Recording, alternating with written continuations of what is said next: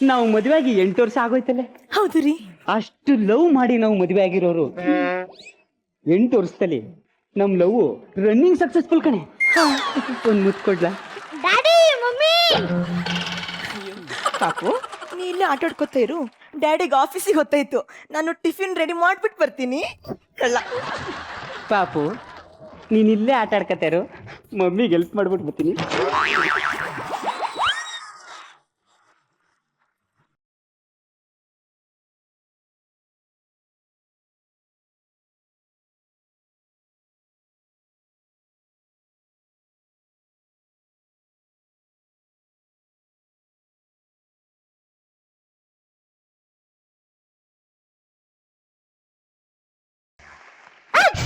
ಲೇ ಆಟ ಆಡ್ಕೊಂಡ್ರೆ ಏನೋ ಮಾಡ್ತಾ ಇದ್ಯಾ?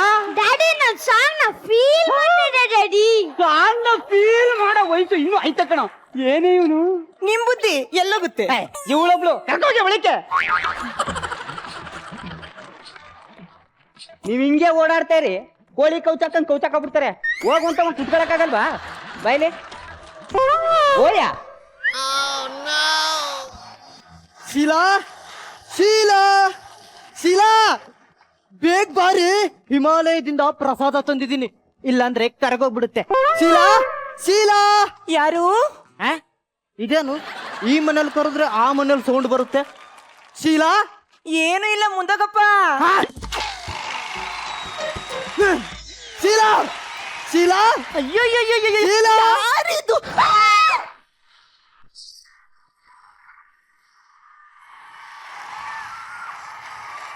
ಶೀಲಾ, ಆ ಮನೇಲಿ ಏನೇ ಮಾಡ್ತಿದ್ದೆ? ನೀವಿನ್ನು ಬದುಕೇ ಇದ್ದೀರಾ? ಆ ಮನೇಲಿ ಏನೇ ಮಾಡ್ತಿದ್ದೆ? ನೀವಿನ್ನು ಬದುಕಿದ್ದೀರಾ? ಆ ಮನೇಲಿ ಏನ್ ಮಾಡ್ತಿದ್ದೆ ಅಂತ ಕೇಳಿದ್ರೆ ನೀವಿನ್ನು ಬದುಕಿದ್ದೀರಾ ಅಂತ ಕೇಳ್ತೀಯಲ್ಲ. ನಾ ಸತ್ತೋಗಿದ್ದೀನಿ ಅಂತ ಯಾರು ಹೇಳಿದ್ದು? ಮತ್ತೆ ಆ ಗಿಡ ಒಣಗೋಗ್ಬಿಡ್ತು. ದಿನಾಲು ನೀರ್ ಹಾಕು ಅಂತ ಹೇಳಿದ್ದೆ ತಾನೆ? ನಾ ಡೈಲಿ ಮಿನರಲ್ ವಾಟರೇ ಹಾಕ್ತಿದ್ದೆ ರೀ. ದಿನಾಲು ನೀರ್ ಹಾಕಿದ್ರೆ ಅದ ಹೆಂಗೆ ಒಣಗೋಗುತ್ತೆ? ನಾನ್ ನೆಟ್ಟಿರೋ ಗುಲಾಬಿ ಗಿಡ ಕಿತ್ತಾಕಿ ಇಲ್ಲಾರೋ ದಾಸವಾಳದ ಗಿಡ ನೆಟ್ಟಿದಾರಲ್ಲೇ. ನಿನಗ್ ಗುಲಾಬಿ ಗಿಡ ಯಾವ್ದು ದಾಸವಾಳ ಗಿಡ ಯಾವ್ದು ಗೊತ್ತಾಗಲ್ವಲ್ಲ? ಇದ್ಯಾವ್ದು ಮಂಜುನಾಥನ್ ಪ್ರಿಂಟ್ ಇದ್ದಂಗಿದೆ? ಅವ್ರ ಮಗನ? ಇನ್ ಬರೀ ಮಂಜುನಾಥನ್ ಮಗ ಅಲ್ಲ ರೀ, ನನ್ ಮಗನು ಹೌದು. ಅಂದ್ರೆ ಅಂದ್ರೆ ನನ್ನ ಮಂಜುನಾಥ್ ಕಾಂಬಿನೇಷನ್ ಅಲ್ಲಿ ಬಂದಿರೋ ಔಟ್ಪುಟ್.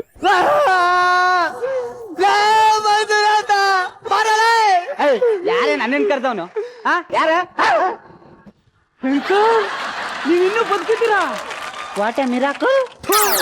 ಮಿರಾಕುಲ್ ಅಂತ ಮಿರಾಕುಲ್. ನಿನ್ ಜನ್ಮಕ್ಕೆ ಬೆಂಕಿ ಹಾಕ. ನಾನ್ ನೆಟ್ಟಿರೋ ಗುಲಾಬಿ ಗಿಡ ಕಿತ್ತಾಕಿ ಅಲ್ಲಿ ದಾಸವಾಳದ ಗಿಡ ನೆಟ್ಟಿದ್ ನೀನ ತಾನೆ? ನೋಡು ಶಂಕರ್, ಈ ಗಿಡ ನಾನ್ ನೆಟ್ಟಿದ್ದು ಅಂತಂತ್ರ ಬೇಕಾದ್ರೆ ಹೇಳು, ನೋಂಬ್ತೀನಿ. ಅದ್ಬಿಟ್ಟು ಈ ಒಣಗೋಗಿರೋ ಗಿಡಕ್ಕೂ ನನಗೂ ವ್ಯತ್ಯಾಸ ಸಂಬಂಧ ಏನೂ ಇಲ್ಲ. ನನಗದ ಯಾವ್ದು ಗೊತ್ತಿಲ್ಲ. ನಿನ್ ಮಗ ನೀಚ, ನಾನು ನೆಡ್ತೀನಿ, ನನಗ್ ಕೊಡು. ಶಂಕರ್, ಮಗು ಬೇಕಾದ್ರೆ ಕರ್ಕೋಗು, ಹೆಂಡತಿ ಮಾತ್ರ ಕಳಿಸಕ್ಕಾಗಲ್ಲ. ನನಗ್ ಮಗು ಬೇಡ, ನನಗ್ ನಾನು ನೆಡ್ತೀನಿ ಬೇಕು. ಶಂಕರ್, ಹಿಮಾಲಯ ಪರ್ವತಕ್ಕೆ ಯಾಕೆ ಹೋಗಿದೆ? ಮಗುಗೋಸ್ಕರ. ಕೊಡ್ತಾ ಇದ್ದೀನಲ್ಲ, ತಕೋಗು. ನನಗ್ ಮಗು ಬೇಡ, ನನಗ್ ನಾನು ನೆಡ್ತಿಬೇಕು. ಡ್ಯಾಡಿ ಯಾರಿ ಅಂಕಲ್? ಅಯ್ಯೋ, ಡ್ಯಾಡಿ ಪೊಸಿಷನ್ ಅಲ್ಲಿ ಇರೋನು ಅಂಕಲ್ ಆಗ್ಬಿಟ್ಟವನೆ. ಅಂಕಲ್ ಪೊಸಿಷನ್ ಅಲ್ಲಿ ಇರೋ ನಾನು ಡ್ಯಾಡಿ ಆಗ್ಬಿಟ್ಟಿದ್ದೀನಿ ಮೈ ಸರ್. ನಿಂಗೆ ಗೊತ್ತಾಗಲ್ಲ ಸುಮ್ಮನೆ. How it is possible, daddy? Impossible is possible my sir. ಆಹಾ ಆಹಾ, ನೋಡ್ರ ತಂದೆ ಮಗನ ಸಂಬಂಧ ನೋಡ್ರ. ನನಗ್ ನಾನು ಹೆಣ್ತಿನ ಬೇಕು. ಬಿಡು ಕೈನ. ಅವಳು ನಾನು ಹೆಣ್ತಿ ಕಣ. ಆಗ ನಿನ್ನಂತಿ ನಮ್ಮ ಅಪ್ಪನಂತಿ. ಇವ್ರೇ ನಮ್ಮ ಅಪ್ಪ ಅಮ್ಮ ಅವಾಗ. ಮಂಜುನಾಥ,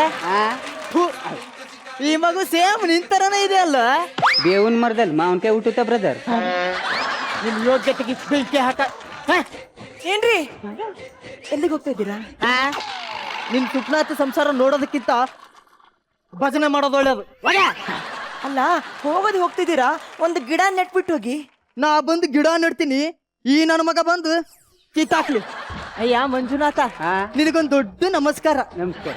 ನನಗೆ ನನ್ನ ಜೀವನದಲ್ಲಿ ಇಷ್ಟೆಲ್ಲ ಆಟ ಆಡ್ತಿದೀಯಲ್ಲ, ಇನ್ನೊಂದು ಆಪ್ಷನ್ ನೀನೇ ಹೇಳ್ಬಿಡು ನನಗೆ. ಖಂಡಿತ ಇದೆ, ನಿನಗೆ ಆಪ್ಷನ್ ಇದ್ದೇ ಇದೆ.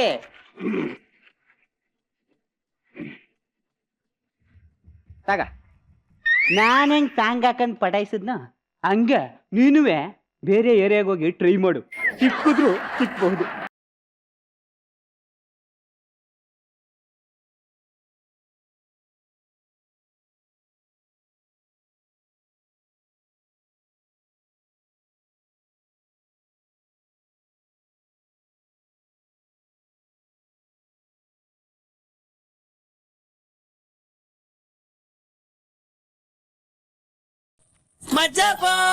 ಮಜಾ ಭಾರತ. ಈಗ ಸೀದಾ ಕಮೆಂಟ್ಸ್ ಹತ್ರ ಹೋಗೋಣ. S Narayan sir. Raghavendra sir. Jagadish ನೀವಿಬ್ರು ನಮ್ಮ ಕಾರ್ಯಕ್ರಮಕ್ಕೆ ಕಳಿಸ್ಯಾರಿ. Thank you sir. ರಾಘವೇಂದ್ರ ಹುಡುಗ ಅಂತ ಹೇಳಿದ್ರೆ ಯಾರೂ ನಂಬಲ್ಲ, ಅವ್ರಿಗೆ ಜನ್ಮ ಕೊಟ್ಟವರು ನಂಬಲ್ಲ. ನಾನು ಕೇಳಬೇಕು ಅಂತ ಇದ್ದೆ, ಅದೇನು ಹುಡುಗನೋ ಹುಡುಗಿನೋ ಸರಿ ಕೇಳೋಣ ಅನ್ಕೊಂಡೆ. ನಾರಾಯಣ ಅಷ್ಟರಲ್ಲಿ ಏನೋ ಮೈಂಡ್ ಇದಾಯ್ತು, ಕೇಳಕ್ ಹೋಗ್ಲಿಲ್ಲ.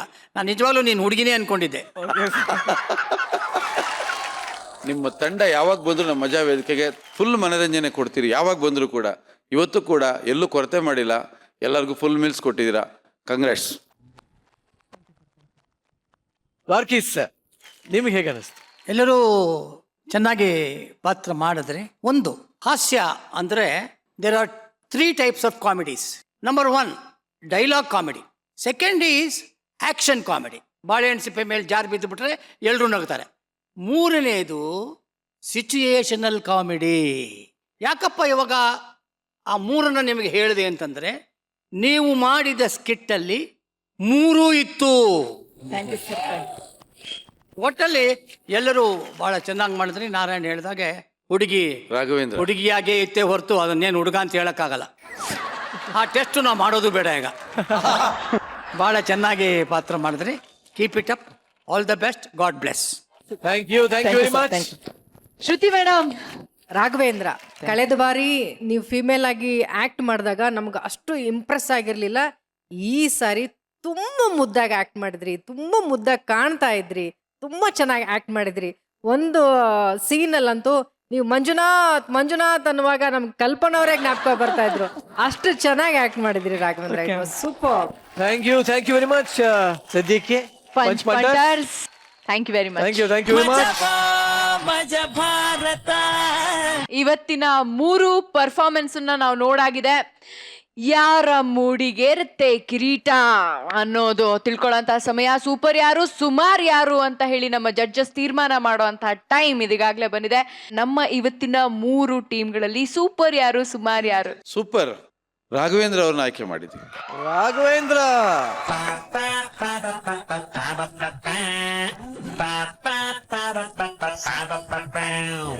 ಸೋತಿರೋ ಎಲ್ಲ ಮೋಹರೆಗಳೇ ಸ್ವಲ್ಪ ನಗೆಯನ್ನು ಚೆಲ್ಲುತ್ತೀರಿ.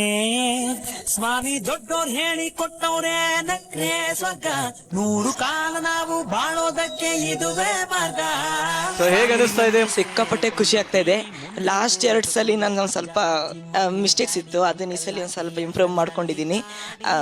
ಇನ್ನೊಂದ್ಸಲಿ ನಾನು ಮುಂದಿನ ಸಲ ಬರ್ಬೇಕಾದ್ರೆ ಇನ್ನೂ ಹೆಚ್ಚಿದಾಗಿ ಇಂಪ್ರೂವ್ ಮಾಡ್ಕೊಂಡ್ ಬರ್ತೀನಿ ಅಂತ ಹೇಳಕ್ ಇಷ್ಟಪಡ್ತೀನಿ. ಸದ್ಯಕ್ಕೆ ನಿಮ್ಮ ಪ್ರತಿಭೆಗೆ ಕಿರೀಟ ಸಿಕ್ಕಾಗಿದೆ. ಸೊ ಇದೇ ಖುಷಿನಲ್ಲಿ ದಯವಿಟ್ಟು ತೆರಳಿ ಮಜಾ ಮಾಡಿ. ಮಜಾ ಭಾರತ. ಈಗ ಸುಮಾರಾಗಿರುವಂತ ಪರ್ಫಾರ್ಮೆನ್ಸಿನ ಒಬ್ಬರಿಗೆ ಯಾರಿಗಾದ್ರೂ ಅಥವಾ ತಂಡಕ್ಕೆ ಪನಿಷ್ಮೆಂಟ್ ಸಿಗುತ್ತೆ. ಕೇಳ್ಬಿಡಮ್ಮ ಮಿಕ್ಕಿ ಫಾರ್ಮಾಲಿಟೀಸ್ ಎಲ್ಲ. ನಂಗೆ ಬೇಜಾರಲ್ಲಿ ಕೇಳ್ತಾ ಇದ್ದೀನಿ, ಇವತ್ತಿನ ಸುಮಾರು ಆಗಿರೋ ಪರ್ಫಾರ್ಮರ್ಸ್ ಯಾರು ಅಂತ.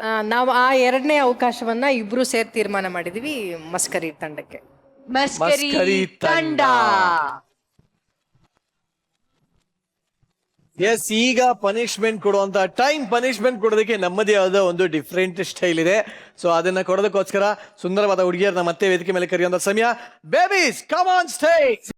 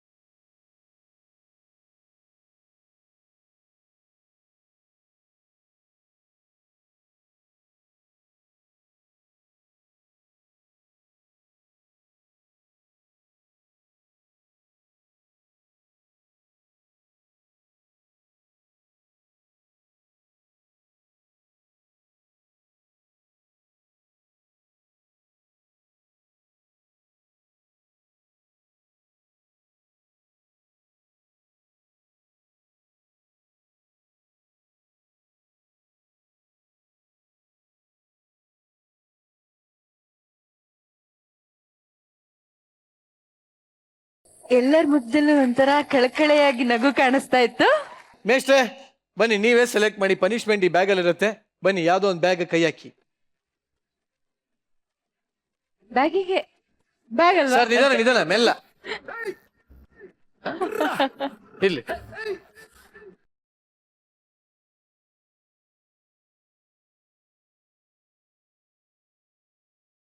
ಇವರಿಗೆ ಸಿಕ್ಕಿರೋಂತ ಪನಿಷ್ಮೆಂಟ್ ಬಗ್ಗಿಸಿ ಎಲ್ಲರನ್ನು ನಗಿಸಿ. ಅದು ಯಾರನ್ನು ಬಗ್ಸೋದು ಅಂತ ಇಲ್ಲ, ಅದು ಏನು ಅಂತ ಗೊತ್ತಾಗತ್ತೆ ಇವಾಗ.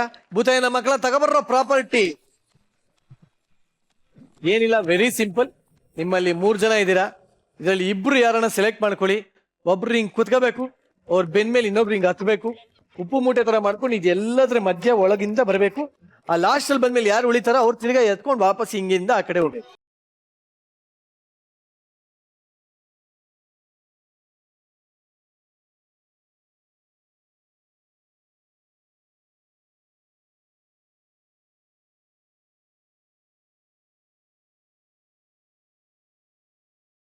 ಸೂಪರ್ ರೀ, ನೀವು ಸೂಪರ್. ಇಷ್ಟು ಲೀಲಾಜಾಲಾಗಿ ಮಾಡಿದ್ದೀರಾ, thank you very much. So next time ಇನ್ನೂ ಚೆನ್ನಾಗಿರೋ ಸ್ಕಿಟ್ ತಗೊಳ್ಳಿ, ಇನ್ನೂ ಜಾಸ್ತಿ ನಮ್ಮೆಲ್ಲರನ್ನು ರಂಜಿಸಿ. ಈಗ ಸದ್ಯಕ್ಕೆ ಹೋಗ್ಬಿಟ್ಟು ಬನ್ನಿ. ಸೊ ಇದರೊಂದಿಗೆ ಇವತ್ತು ನಮ್ಮ ಜೊತೆ ಇಷ್ಟೋ ತನಕ ಇದ್ದಂಥ ದ್ವಾರಕೀಶ್ ಸರ್ ದಯವಿಟ್ಟು ವೇದಿಕೆ ಮೇಲೆ ಬರಬೇಕು. ಹಾಗೆ ಎಕ್ಸಲೆಂಟ್ ಸರ್, ಶ್ರುತಿ ಮೇಡಮ್. ಎಸ್, ಇಷ್ಟೋ ತನಕ ನಮ್ಮ ಜೊತೆ ದ್ವಾರಕೀಶ್ ಸರ್ ಇದ್ರು. ಸರ್, ಏನು ಹೇಳಕ್ ಇಷ್ಟಪಡ್ತೀರಾ? ಅವ್ರ ಬಗ್ಗೆ ಏನೇ ಮಾತಾಡಿದ್ರು ಕೂಡ ಆ ಮಾತು ತುಂಬ ಸಣ್ಣದಾಗ್ಬಿಡುತ್ತೆ. ಕನ್ನಡ ಚಿತ್ರರಂಗಕ್ಕೆ ಕೆಲವು ಮುತ್ತುಗಳಿವೆ. ಆ ಮುತ್ತುಗಳಲ್ಲಿ ದ್ವಾರಕೀಶ್ ಅಣ್ಣ ಕೂಡ ಒಂದು ಮುತ್ತು ಅಂತ ಹೇಳಕ್ಕೆ ನಾನು ವೇದಿಕೆ ಇಷ್ಟಪಡ್ತೀನಿ. ಮಜಾ ಭಾರತ ಈ ತಂಡದಿಂದ ಅವರಿಗೆ ಆಯಸ್ಸು ಆರೋಗ್ಯ ಹೆಚ್ಚಿಗೆ ಕೊಡಲಿ. 50ನೇ ಚಿತ್ರ ಇವತ್ತೇನು ಭರ್ಜರಿ ಯಶಸ್ಸನ್ನ ಕಂಡಿದೆ, ಆದಷ್ಟು ಬೇಗ ಅದು ದೊಡ್ಡ ಮಟ್ಟದಲ್ಲಿ ಶತದಿನೋತ್ಸವವನ್ನು ಆಚರಿಸಲಿ. ಆ ಸಂಭ್ರಮವನ್ನು ನಾವು ಈ ವೇದಿಕೆ ಮೇಲೆ ಆಚರಿಸೋಣ ಅಂತ ನಾನು ಅವರಿಗೆ ಹೇಳಕ್ ಇಷ್ಟಪಡ್ತೀನಿ. ಸರ್, ಈಗ ದ್ವಾರಕೀಶ್ ಸರ್ ಇಷ್ಟೊತ್ತಂಗ ನಮ್ಮ ಜೊತೆ ಇದ್ರಿ. ಈ ಮಜಾ ಭಾರತ ಕಾರ್ಯಕ್ರಮ ನಿಮ್ಗೆ ಹೇಗೆ ಅನಿಸ್ತು? ಮಜಾ ಭಾರತ ಅನ್ನೋ ಕಾರ್ಯಕ್ರಮಗಳು ಬೇಕಾಗಿವೆ ಈ ದಿನ. ಬಹಳ ಜನ ನಟರುಗಳಿಗೆ ಅವಕಾಶ ಸಿಗುತ್ತೆ. 2 ಆ್ಯಕ್ಟರ್ಗಳಿದಾರಂತೆ ಜೀವನದಲ್ಲಿ, 2 ಹೀರೋಗಳಿದಾರಂತೆ ಜೀವನದಲ್ಲಿ. ಒಬ್ಬ ಗೆದ್ದ ನಟ, ಒಬ್ಬ ಗೆಲುವನ್ನು ಹುಡುಕ್ತಾ ಇರೋ ನಟ. 2 ನಟರು ಆಸೆಗಳನ್ನು ಹೃದಯದಲ್ಲಿ ಮುಚ್ಚಿಟ್ಟುಕೊಂಡು ಹೃದಯದಿಂದ ಎಂದು ಆ ಆಸೆ ಈಡೇರುತ್ತೋ ಅಂತ ಹೊಂದಿರುವ ಕಲಾವಿದರುಗಳಿಗೆ ಈ ಥರ ವೇದಿಕೆ ಬಹಳ ಮುಖ್ಯ. ಈ ಮಜಾ ಭಾರತ ಆ ಥರ ಒಂದು ಕಲೆಯನ್ನು ತೋರಿಸುವ ದೊಡ್ಡ ವೇದಿಕೆಯಾಗಿದೆ. ಅದಕ್ಕೆ ನನ್ನ ಹೃತ್ಪೂರ್ವಕವಾದ ವಂದನೆಗಳು. ಆಲ್ ದ ಬೆಸ್ಟ್ ಫಾರ್ ಮಜಾ ಭಾರತ. ಶ್ರುತಿ ಮೇಡಮ್ ಕೂಡ ಏನಾದ್ರೂ ಏನಿಲ್ಲ, ನನಗೆ ಮಾತೇ ಬರಲ್ಲ ಅವ್ರು ನೋಡ್ತಿದ್ದ ಹಾಗೆ. ಹೇಳಕ್ಕೆ ಒಂದೇ ಇರೋದು, ದ್ವಾರಕೀಶ್ ಅಣ್ಣನ್ಗೆ ದೇವರು ಆಯುಷು ಆರೋಗ್ಯ ಎಲ್ಲವನ್ನು ಕೊಟ್ಟು ಕಾಪಾಡಲಿ ಅಂತ ನಾನು ಕೂಡ ಆ ದೇವರಲ್ಲಿ ಪ್ರಾರ್ಥಿಸ್ತೀನಿ.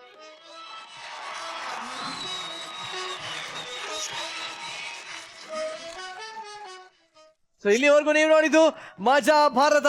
ಸೊ ಇದೇ ತರ ಇನ್ನು ಸಾಕಷ್ಟು ಮಜಾ ಇನ್ಮೇಲೆ ಇದ್ದೇ ಇರುತ್ತೆ. ನೋಡ್ದೇ ಇರಿ. ಸದ್ಯಕ್ಕೆ ನಾವು ಹೊರಡಂತೆ ಸಮಯ ಆಯ್ತು. ಟೇಕ್ ಕೇರ್, ಬಾಯ್, ಗುಡ್ ನೈಟ್. ಮಜಾ ಭಾರತ, ಮಜಾ